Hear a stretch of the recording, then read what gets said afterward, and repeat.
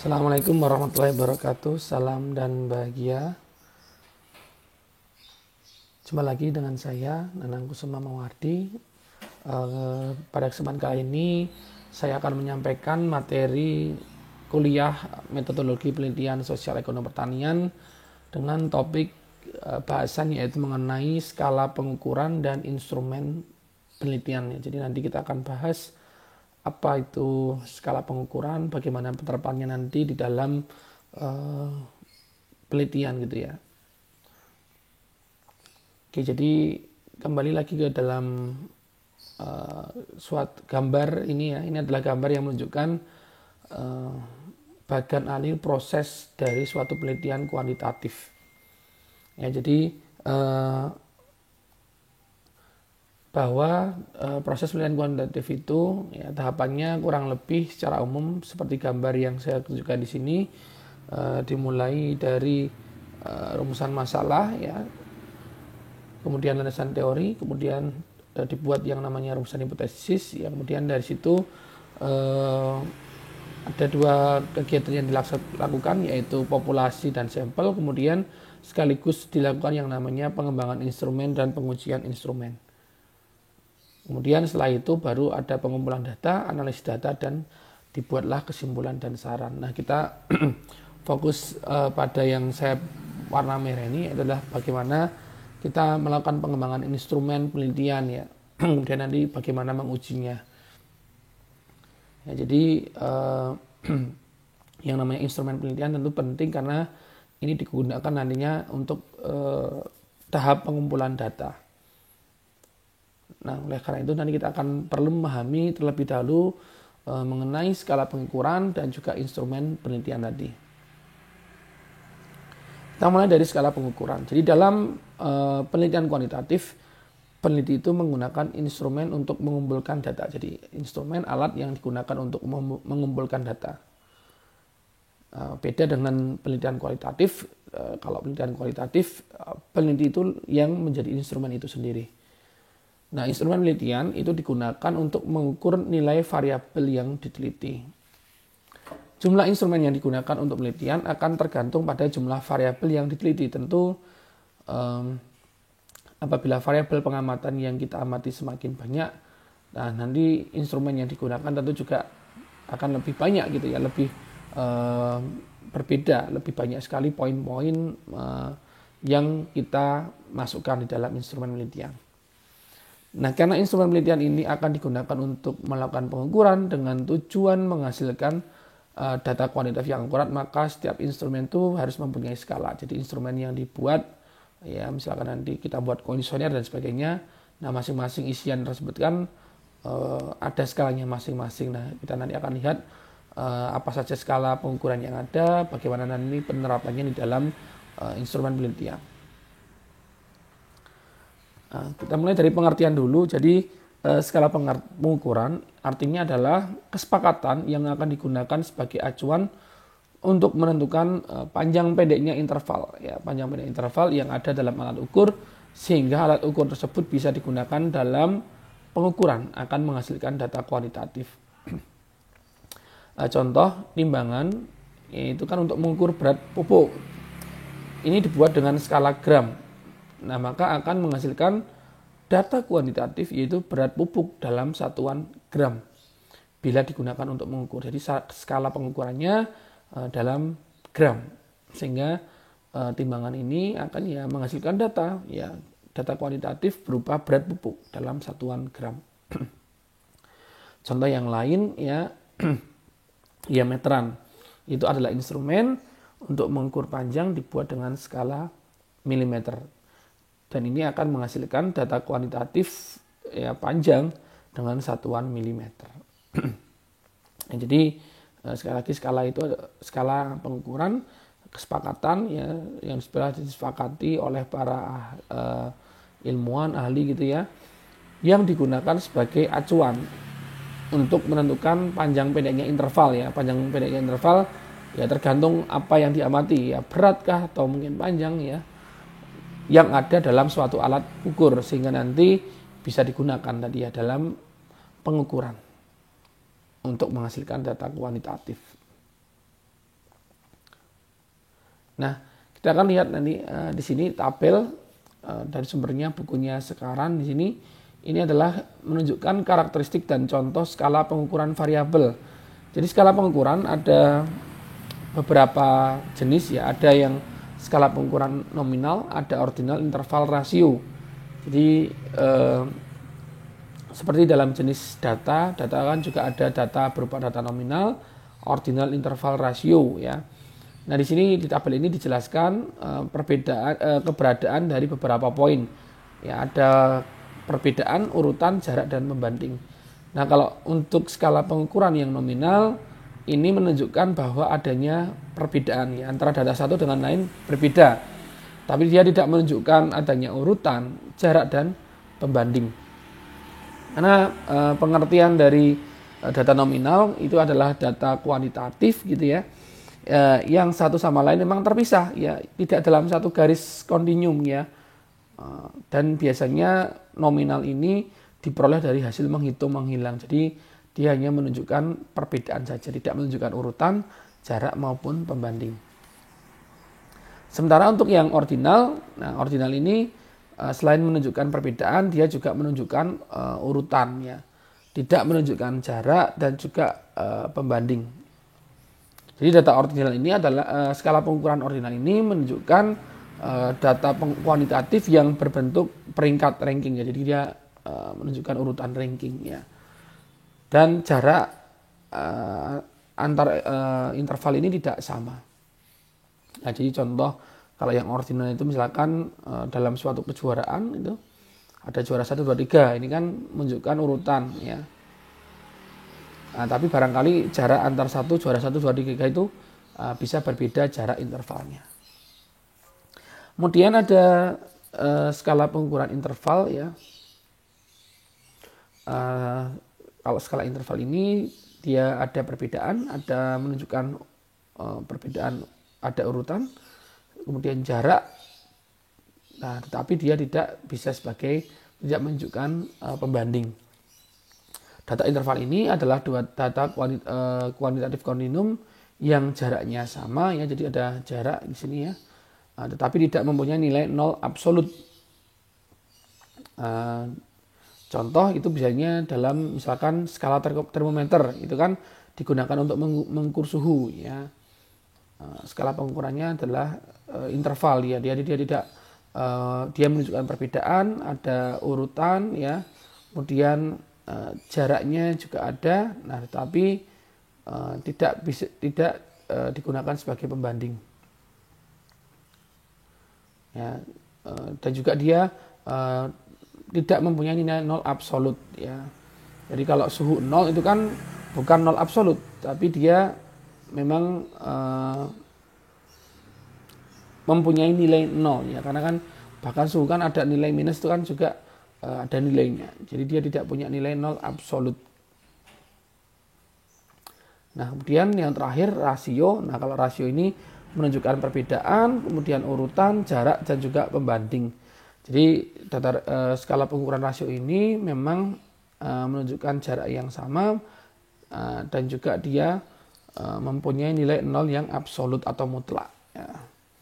Contoh itu misalkan 0 kg.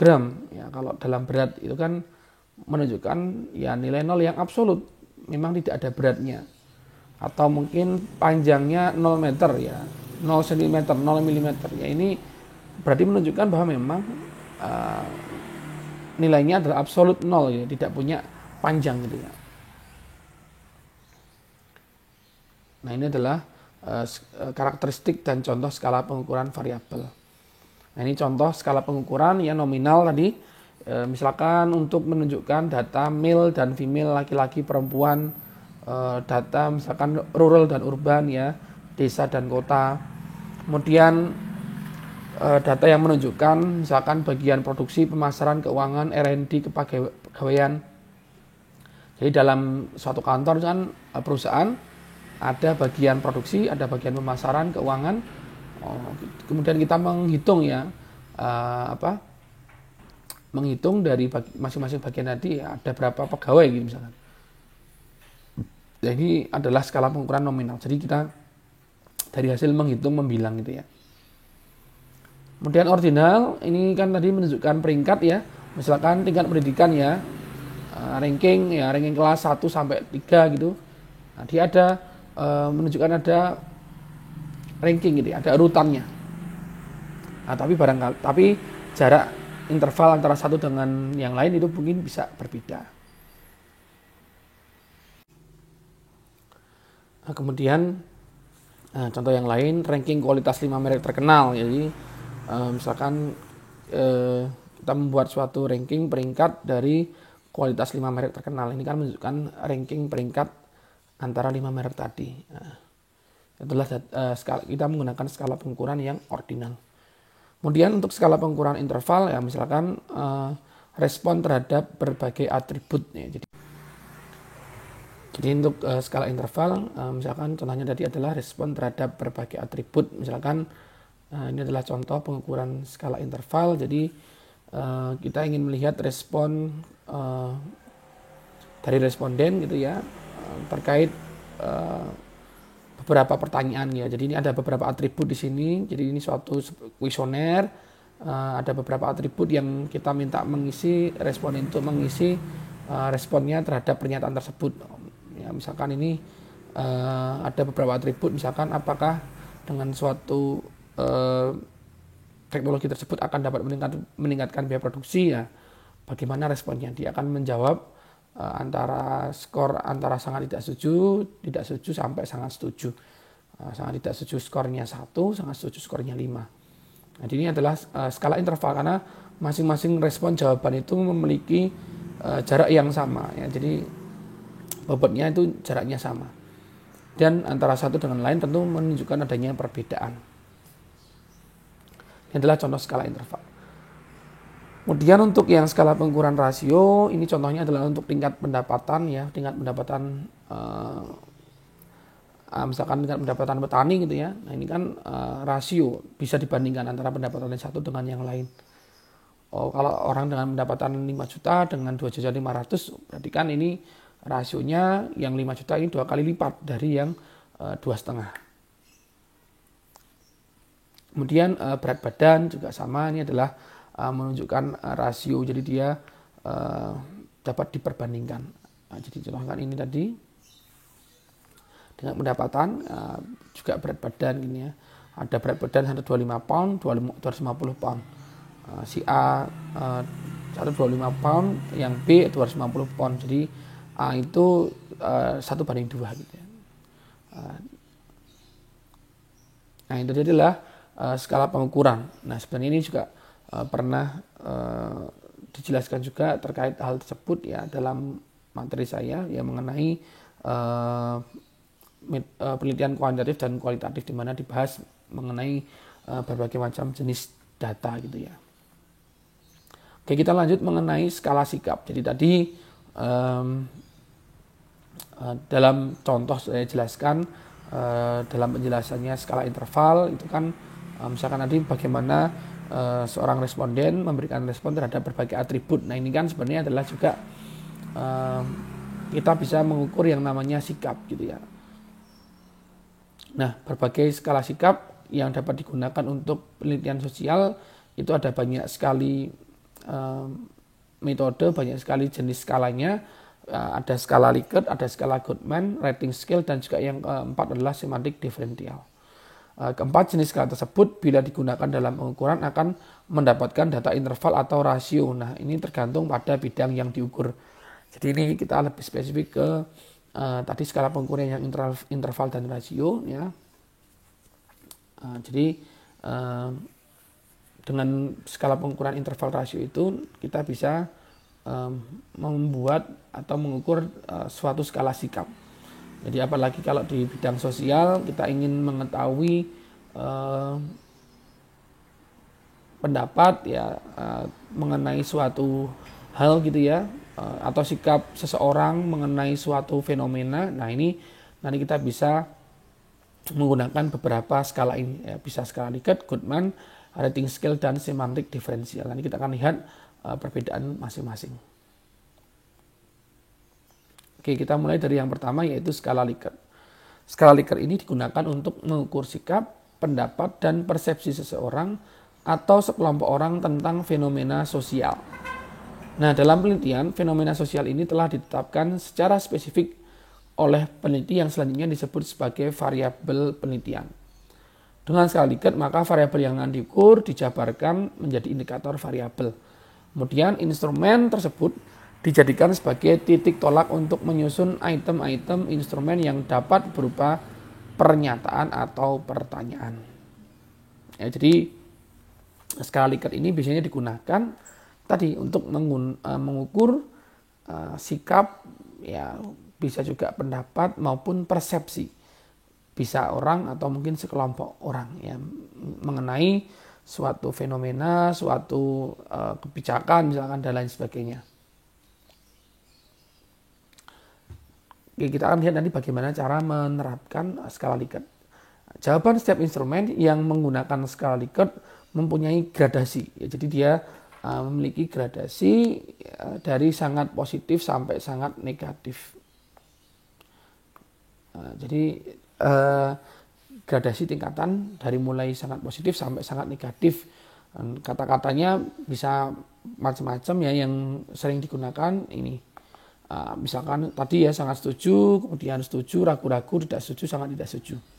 Sangat setuju sangat positif ya, sampai sangat negatifnya adalah sangat tidak setuju. Ada tingkatannya. Kemudian kalau itu kita bicara mengenai interval ya, misalkan ya maka gradasinya mulai dari selalu, sering, kadang-kadang tidak pernah. Ya, selalu itu sangat positif ya. Kemudian sering, kadang-kadang sampai yang sangat negatif ya, tidak pernah.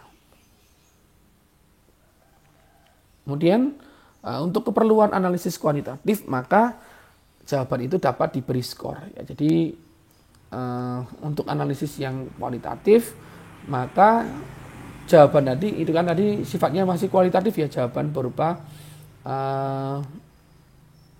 pernyataan gitu ya, mulai dari sangat positif sampai sangat negatif. Nah, untuk keperluan analisis secara kualitatif, nah maka jawaban-jawaban tadi diberi skor. Misalkan untuk jawaban sangat setuju, kemudian selalu, sangat positif ini diberi skor 5. Kemudian yang setuju, sering, positif diberi skor 4, ya ragu-ragu, kadang-kadang netral diberi skor 3, tidak setuju, hampir, tidak pernah diberi skor 2, sangat tidak setuju, tidak pernah diberi skor 1. Jadi masing-masing gradasi tadi tingkatan itu diberi skor ya. Jadi yang sangat positif diberi skor 5, paling banyak, yang sangat negatif diberi skor 1, paling rendah.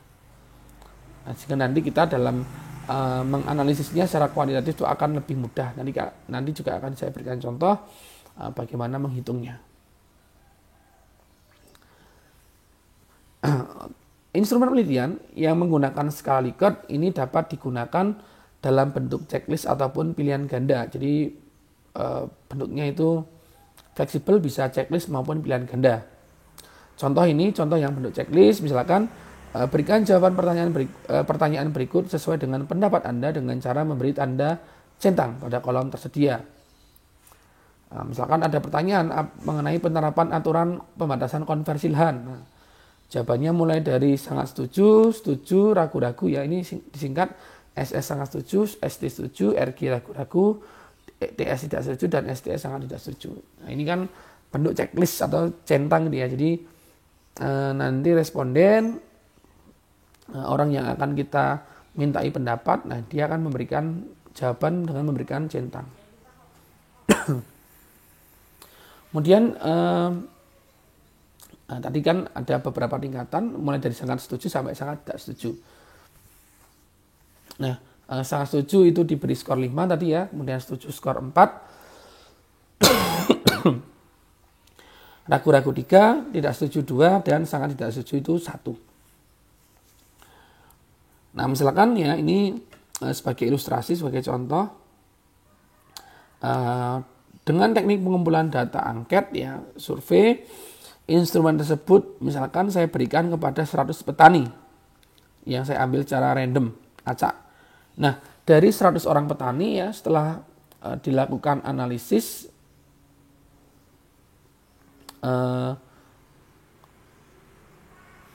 misalkan ya, maka diperoleh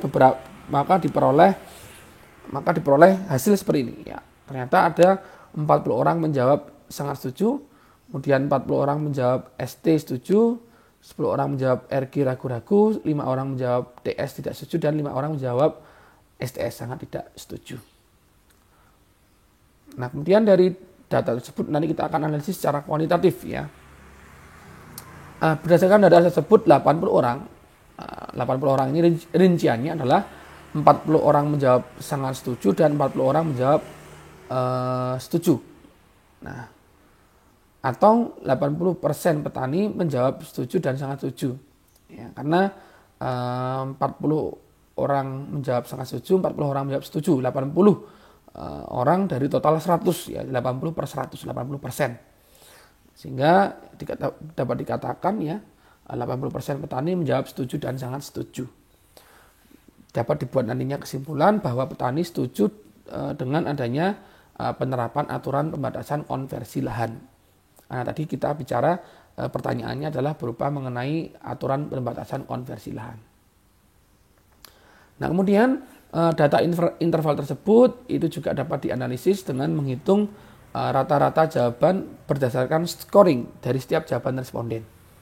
Misalkan kita ini buat lebih rinci lagi. Ada jumlah skor 40 orang menjawab sangat setuju. Jadi 40 orang skornya dengan menjawab sangat setuju skornya 5. Maka 40 kali 5 ketemu 200. Kemudian 40 orang menjawab setuju. Nah, setuju tadi skornya adalah 4 sehingga 40 kali 4 ketemu 160. Kemudian jumlah skor 10 orang menjawab RG ragu-ragu ada 10 sehingga 10 kali tadi skornya adalah 30. Kemudian 5 orang menjawab tidak setuju itu skornya 2 sehingga 5 kali 2 adalah 10. Kemudian 5 orang menjawab sangat tidak setuju, skornya 1 sehingga 5 kali 1 adalah 5. Kalau kita jumlah total maka nilai skornya adalah 405. Nah, 405 ini adalah skor total dari jawaban dari responden yang kita berikan ini ya. Nah, kemudian kita menghitung yang namanya skor ideal. Skor ideal ini adalah skor yang skor ideal ini adalah skor apabila masing-masing responden itu menjawab dengan skor yang maksimum, yang ideal. Skor maksimumnya adalah bila menjawab dengan jawaban berupa SS yang setuju.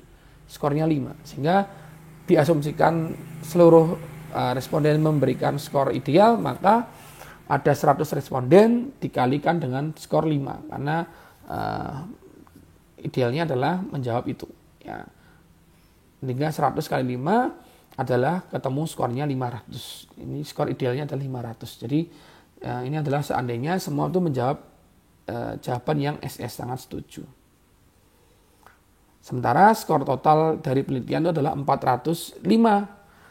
Sehingga kita bisa membuat kesimpulan berdasarkan data tersebut maka tingkat persetujuan terhadap penerapan aturan konversi lahan adalah 405 dibagi 500 ya, 405 dibagi 500 ya, dikali 100%. Ketemu nilainya adalah 81%. Sehingga 81% dari responden itu memberikan tingkat persetujuan terhadap penerapan aturan konversi lahan. Kalau kita buat garis secara garis kontinum ya, ini ya, jadi kalau sangat setuju skor ideal tadi adalah 500 ya. Kalau semua menjawab setuju maka 400, kalau ragu-ragu 300, kalau di TS itu 200, ini 100. Nah, skor total kita tadi dari hasil penelitian adalah 405. Ya, ini range-nya antara sangat setuju dengan sangat setuju. Ya, jadi berdasarkan data yang diperoleh dari 100 responden, maka rata-rata 405 itu terletak pada daerah sangat setuju ya. Jadi ini adalah interpretasinya.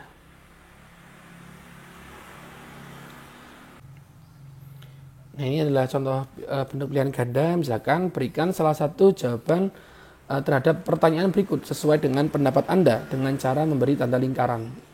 Jadi ini cuma beda bentuk saja. Kalau tadi responden nanti diminta untuk memberikan checklist dana centang. Kalau ini pilihan ganda, silang atau mungkin di lingkar.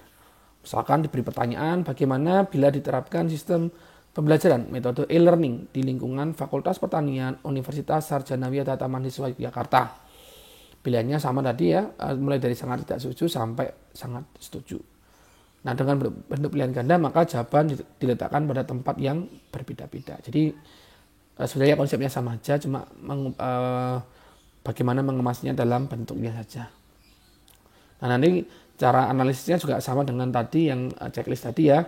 Jadi dihitung ya, karena kan masing-masing diberi skor, yang sangat positif diberi skor paling tinggi, sangat setuju diberi skor 5 gitu ya. Kemudian nanti yang sangat tidak setuju diberi skor yang paling rendah 1 gitu misalkan. Jadi sama. Kemudian nanti dihitung ya, yang menjawab sangat setuju ada berapa orang, nanti dikalikan ya, skornya berapa, yang setuju berapa. Nah, nanti di total semua itu ketemu skor total.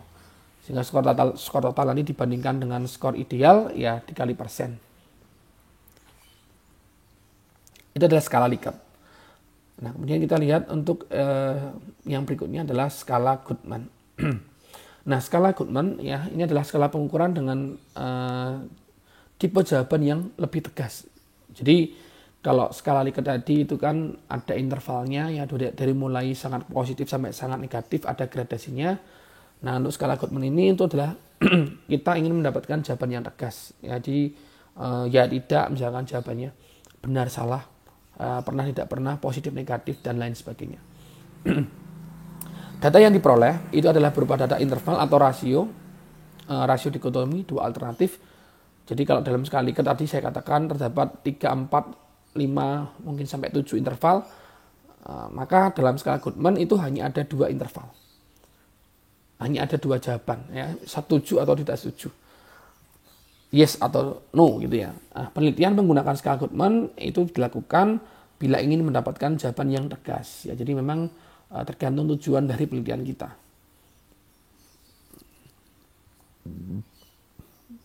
Contoh ini bentuk pertanyaan untuk yang menggunakan skala Goodman. Bagaimana pendapat Anda bila syarat lulusan mahasiswa adalah IPK minimal 2,75? Setuju atau tidak setuju? Kemudian pernahkah Anda berbuat curang di saat ujian ya? Pernah, tidak pernah. Jadi ini hampir sama konsepnya dengan Likert, tetapi di sini jawabannya itu intervalnya hanya ada 2. Nah, ini supaya memang lebih tegas ya. Memang tujuan penelitian kita itu ingin mengetahui jawaban yang lebih tegas. Kemudian yang ketiga ini adalah skala skematik diferensial. Ini adalah skala pengukuran yang berbentuk skematik diferensial, dikembangkan oleh namanya Osgood ya. Skala ini digunakan untuk mengukur sikap, hanya bentuknya tidak pilihan ganda maupun checklist, tetapi tersusun dalam satu garis kontinum yang jawaban sangat positif terletak di bagian kanan garis, yang sangat negatif di bagian kiri garis, atau juga bisa sebaliknya. Nah, data yang diperoleh adalah data interval, dan biasanya skala ini untuk mengukur sikap karakteristik tertentu yang dipunyai oleh seseorang atau sekelompok orang. Nah, contoh misalkan kita ingin mengukur sikap petani tentang program hutan kemasyarakatan. Yang tidak diukur itu misalkan pertama dampak program hutan kemasyarakatan tadi bagi pelestarian lingkungan, kemudian keuntungan ekonomi, manfaat HKM ya bagi masyarakat, kemudian syarat keanggotaan, yang kemudian apakah meningkatkan keaktifan petani dalam kegiatan kelompok, dan juga penerapan teknologi konservasi lingkungan. Nah, maka untuk mengukur sikap petani tentang program HKM dapat disusun skala perbedaan semantik atau semantik diferensial. Jadi ini adalah bentuknya, contohnya seperti di gambar ini. Jadi ini adalah kita ingin menanyakan mengenai program hutan kemasyarakatan ya, apakah baik buruk ya. Jadi semakin ke kiri itu skor sangat positif ya, baik ya. Ya kalau dia memilih ke kanan itu semakin buruk ya. Jadi dia lebih ringkas dalam membuat jawabannya. Jadi langsung ada dibuat beberapa garis semantik ya, garis kontinum tadi ya. Kemudian kalau yang pertama tadi kan baik buruk, yang kedua itu menguntungkan tidak menguntungkan, kemudian yang ketiga ini adalah bermanfaat tidak bermanfaat, ringan berat, aktif pasif, cepat lambat. Ini sebenarnya adalah beberapa poin yang ingin kita tahu dari dampak tadi mengenai program hutan kemasyarakatan. Jadi ini hanya juga sebenarnya hampir sama dengan Likert ya, tetapi kalau Likert tadi kan pertanyaannya itu berupa checklist atau mungkin pilihan ganda. Nah kalau yang semantik diferensial ini berupa garis kontinum tadi ya, mulai dari yang paling sangat positif sampai sangat negatif. Jadi masalah ini adalah masalahnya, perbedaannya adalah lebih ke dalam bentuknya aja. Kemudian yang keempat adalah rating scale. Jadi dari ketiga skala pengukuran seperti yang telah dikemukakan, data yang diperoleh semuanya adalah data kualitatif yang kemudian dikuantitatifkan. Jadi dari tiga jenis skala tadi itu sebenarnya adalah itu adalah bagaimana kita mengubah data yang sifatnya itu adalah kualitatif kemudian kita ubah menjadi yang kuantitatif, kita hitung. Karena kita beri skor tadi ya, yang sangat positif diberi skor paling tinggi, sangat negatif diberikan skor paling rendah. Nah, tapi dengan rating scale, data mentah yang diperoleh itu berupa angka, kemudian ditafsirkan dalam pengertian kualitatif. Responden menjawab senang atau tidak senang, setuju tidak setuju, pernah atau tidak pernah, itu adalah data kualitatif. Nah, dalam skala model rating scale, responden tidak akan menjawab salah satu dari jawaban kualitatif yang telah disediakan. Jadi ini kebalikan dari tiga skala tadi. Jadi kalau tiga skala tadi itu kan responden menjawab jawaban yang kualitatif ya, misalkan tadi sangat tidak setuju sampai setuju. Nah baru kita ubah menjadi kualitatif, kita ubah diberikan skor. Nah ini kebalikannya. Kalau rating scale ini ya, responden itu tidak akan menjawab salah satu jawaban kualitatif ya, tapi dia akan memberikan rating peringkat gitu ya.